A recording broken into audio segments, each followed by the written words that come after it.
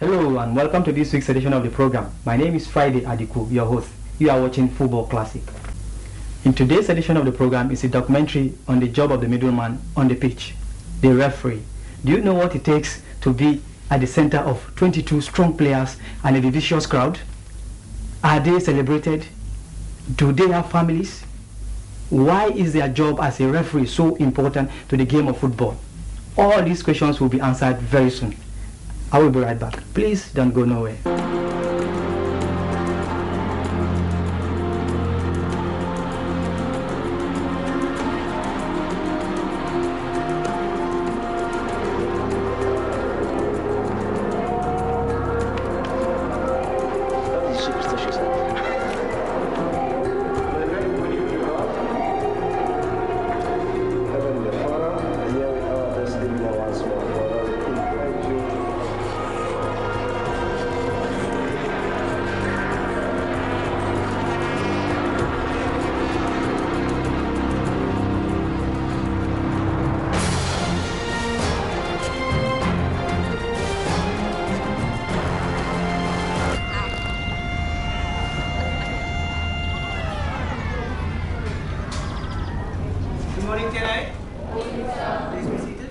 Jerome Damon teaches teenagers in Athlone, a suburb of the city of Cape Town. The World Cup. And it's just to see how many of you actually know what's happening in your own country, not the world. Today, Jerome is teaching his class about the biggest show on earth, the FIFA Soccer World Cup. It is a lesson with a special resonance for him, because Jerome Damon is one of a handful of South Africans who could make it to the final of this global competition, not as a football player, but as a referee. So we're going to use yellow and red cards for some of the answers this morning. How many venues? I don't know. Is that your final answer? Would you like to call a friend?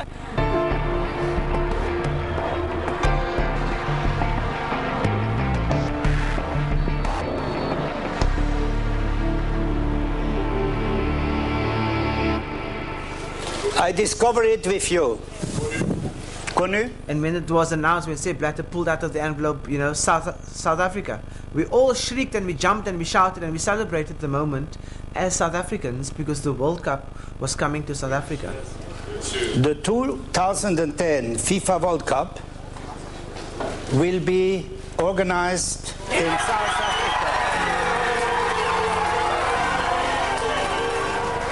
I don't even think at that stage that World Cup 2010 for me as a referee was on the radar. Jerome grew up across the road from the school. He and his family are staying with his parents. It's weekend and he's up early to set off to referee a match a country again. I think the children miss him a lot. I think because I am older, I'm able to process my emotions, but the children don't actually know how to verbalize what's difficult when he's gone. I find that I don't necessarily look forward to weekends because I'm on duty 24/7, and I think as a family we have struggled. What happened to the chocolate cake? What chocolate cake? When I'm at home here, my wife keeps me focused. When I don't feel like, do I really have to train? She's the one that will kick me out and say, off you go. I said to my son last night, I said to him, Luca, Daddy's going to be away for a long time and I'm going to miss you. He said, it'll be okay because you got your team. And I was like, oh my word, yes, I do have my team. Long time no see. Having a wonderful time. A lovely time. At Loftus Versfeld Stadium in Pretoria, Jerome meets up with his officiating team. They're as close as a second family.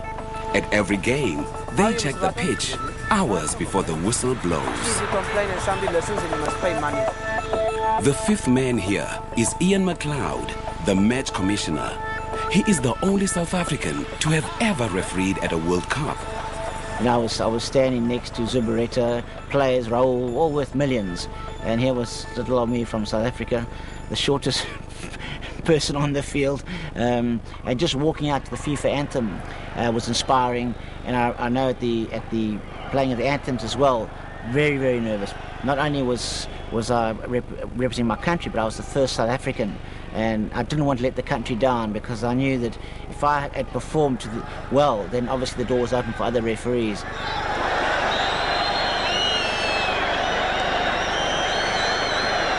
Compared to our day in '98 to where they are now, I mean, the technical know-how is enormous. I mean, it's quantum leap in what they have today.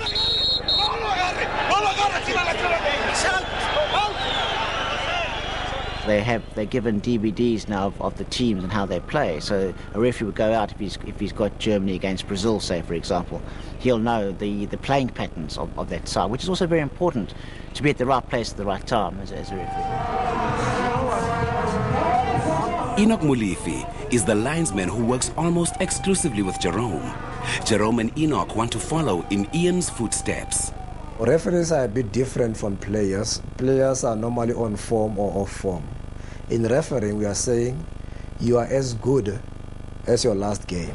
If you look at, there are only 30 places for the World Cup, and you've got, I would say, 10,000, 15,000 FIFA referees around the world. And every referee's dream is to officiate at the World Cup. So I think the competition is good, but it's tough to get to where Jerome is today.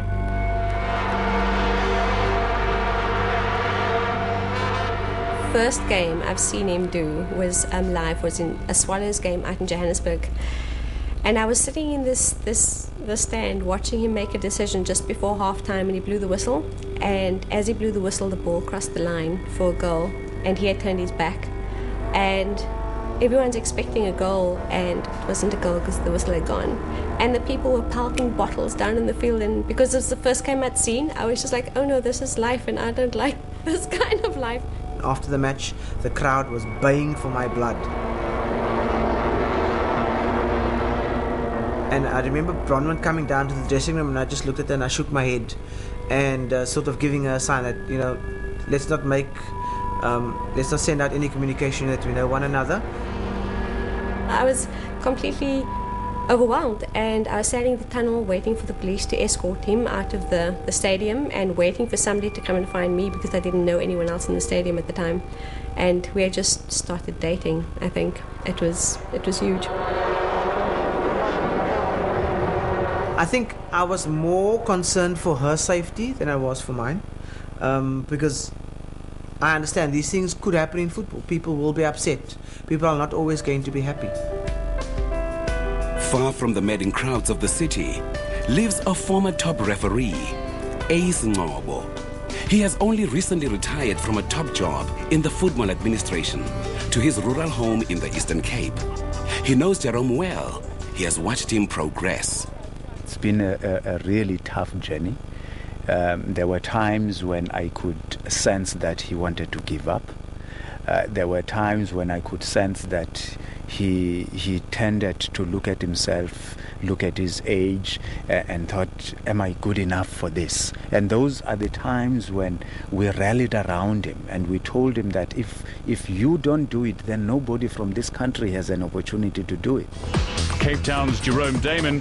Jerome has climbed his way up the local soccer ladder, deflecting the inevitable criticism to become one of South Africa's most senior referees. The Assistant Referee of the Year is Enoch Mulifi. He and Enoch have both won top honors for their performance on the pitch. Ladies and gentlemen, once again, the Referee of the Year is Jerome Damon. The top referees, we have a very good understanding where we keep one another on each other's toes. I would do that for Ace, Ace would do that for me. And I don't think there was this open, overt jealousy amongst match officials that I've seen in other confederations and federations. So in South Africa we have a very unique situation where we get along very well. But beneath the camaraderie, there is a perpetual tension. Ace knows the demons that can torment a ref. There's that little man inside of you who is scared of people in authority, who is scared of crowds, who is scared of criticism by the media, who is scared of being exposed by TV cameras after having taken a poor decision. Then you will always be just that little man inside. You'll never grow, you'll never become a top-notch referee, because for you to become a top-notch referee, you need to shut out all those variables. this and realize that you have 1 minute and 1 minute only to take this match from minute 1 to minute 90 and almost as incident-free as it could ever be.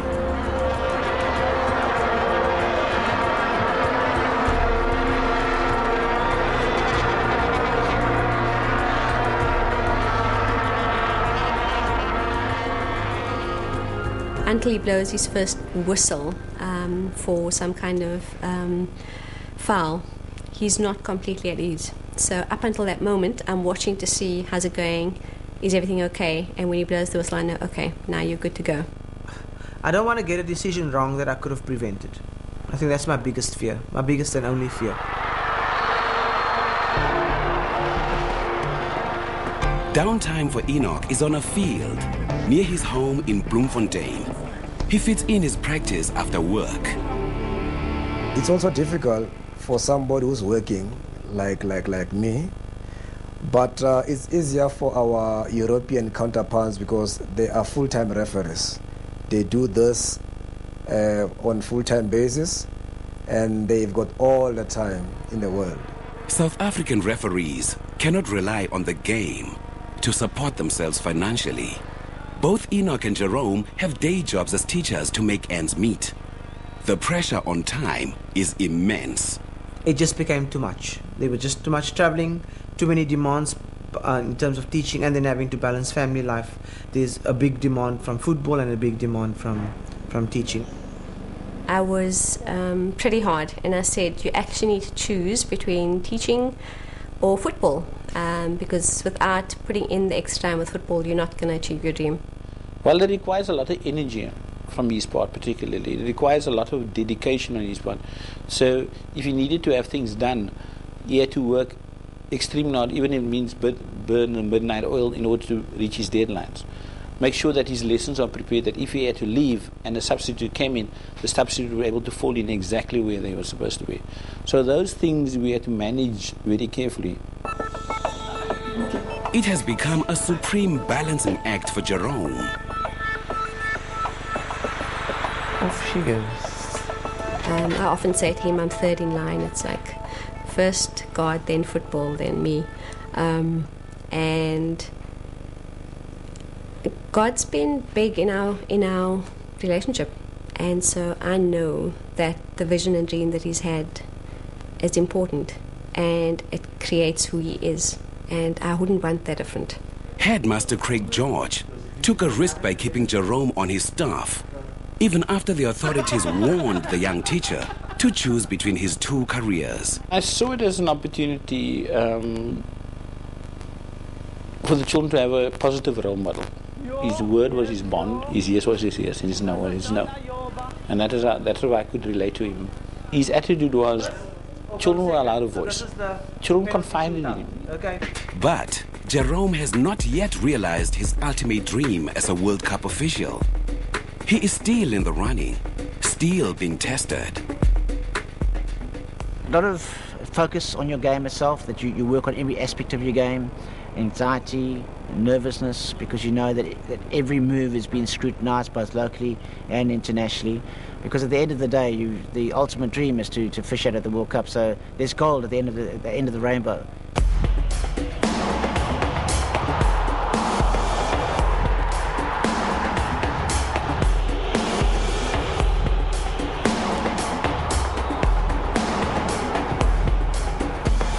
I think the nervous energy builds up the time you know your appointment, because then you think about the teams involved, then you start doing your match preparation, then you start doing all the psychological preparation, and that's when the nerves start, and so it builds up to an almighty crescendo. He disengages with general life, and he's packing his bag, he's listening to his music. I've got a whole ritual, a whole process that my body goes through. From the announcement, I inform everybody, and I think that's when I'm most nervous and most excited, and then I start reining in the emotions, reining in the focus. Refereeing nowadays is not just about picking up your bag and your whistle and going to referee. One match takes 5 days to train, to adequately prepare for. Every performance counts.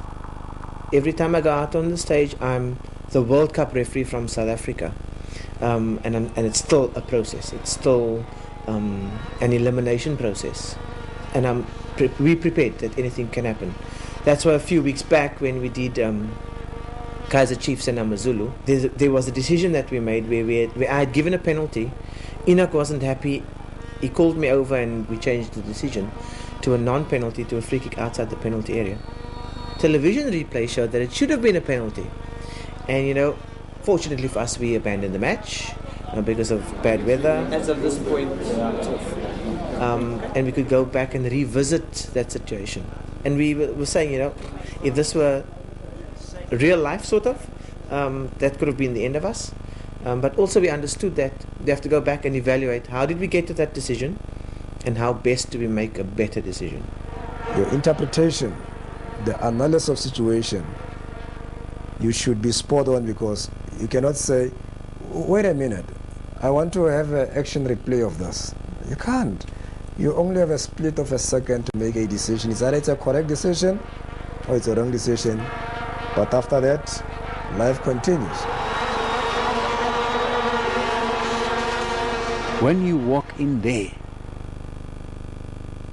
you are richer than every club owner. You have more power than even the president of the country, because when you are inside there, within those 90 minutes, not even the president of the country can tell you what to do. You are the man in the middle. You are the one that carries the power to determine the direction that that match takes. Now, you cannot allow yourself to be intimidated.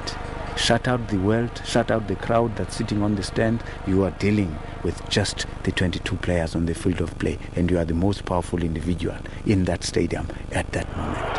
Bronwyn watched Jerome referee one of his most explosive matches, a World Cup qualifier, Egypt contesting Algeria.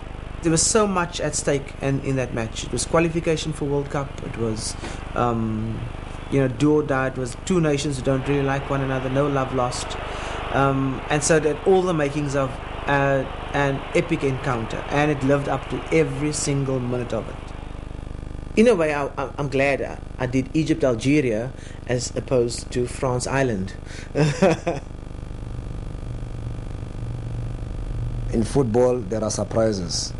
I mean now, Thierry Henry of France made headlines with that handball. And I mean, nobody could anticipate that, especially from referees. There is nothing predictable about a high-stakes match. Managing the unexpected requires absolute authority.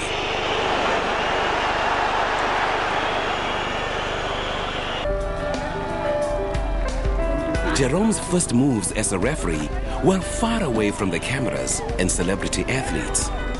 I grew up in Bridgetown, and my earliest memory of where I lived is the close sense of community, and everybody knew everybody else. Here in the shadow of Table Mountain, he learned his skills not by playing, but by observing friends of his father, a former referee himself. On the field here in Bridgetown, he watched the game every weekend. He was watching the game, and his emphasis was watching the referee, not watching the players playing, watching what the referee does. And he was very inquisitive. If he didn't know something, if the game is finished, he will ask the referee, why did you do that? How come that happened, and how come that happened? The day I took up the whistle for the first time was the day that my dad gave me a rule book and said, you're probably going to need this. He had no experience of playing the game, and had no experience of what to expect. I would have been saying, no, don't try that. First play the game and then go into referee. He actually asked his mother if he could take up refereeing, and his mother said, no, you ask your father. But he never came as far as asking me. Yeah, we don't usually have chicken on Thursday. So this is a rare treat. So this is a treat, yeah. We're first going to assault the chicken. Jerome is very close to his mother. She taught him to cook. She taught him about life, big lessons and little ones. Of course, you have to cry. It's good. Mom used to work, get up very early in the morning. To this very day, she still does. Gets up at 5 in the morning. She used to work, and in a clothing factory, and so she left at 6 every morning. We knew where the boundaries were. You know, before I do anything, I have to consider, now, is this what mom and dad would have wanted me to do? Or are you allowed to do this, or are you allowed to do that? Focused and disciplined. Don't forget. Do you hear that? Do you hear that? Discipline. Discipline is my main thing.